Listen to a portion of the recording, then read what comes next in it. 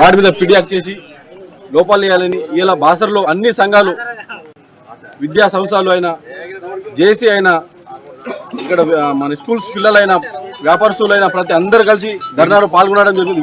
విడిసి కూడా దీంట్లో స్వచ్ఛందంగా బంద్ పాటించింది. ఇలా వాడి మీద పిడియాక్ చేసి వాడికి లోపాలని, ఎందుకంటే ఇది ఒక హిందూ సంస్థల మీద హిందూ ధర్మం మీద కావాలని కొన్ని శక్తులు మరియు ఆలయ సిబ్బంది మరియు గ్రామ పెద్దల ద్వారా నిరసన కార్యక్రమం చేయడం జరిగింది.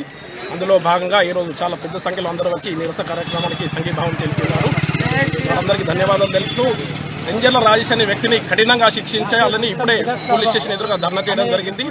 వారిపై ఎఫ్ఐఆర్ నమోదు చేసి పీడీ యాక్ట్ కూడా నమోదు చేసి వారికి కఠినంగా శిక్షించాలని హిందూ సమాజాన్ని రక్షించం.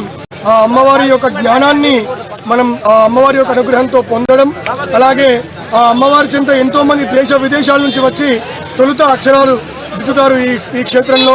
అటువంటి సరస్వతి అమ్మవారి పైన రెంజర్ల రాజేష్ అనే వ్యక్తి అనుచిత వ్యాఖ్యలు చేశాడు. వాడిని కఠినంగా శిక్షించాలి, వాడిపై పీడీ యాక్ట్ నమోదు చేయాలి. అలాగే ఆ సరస్వతి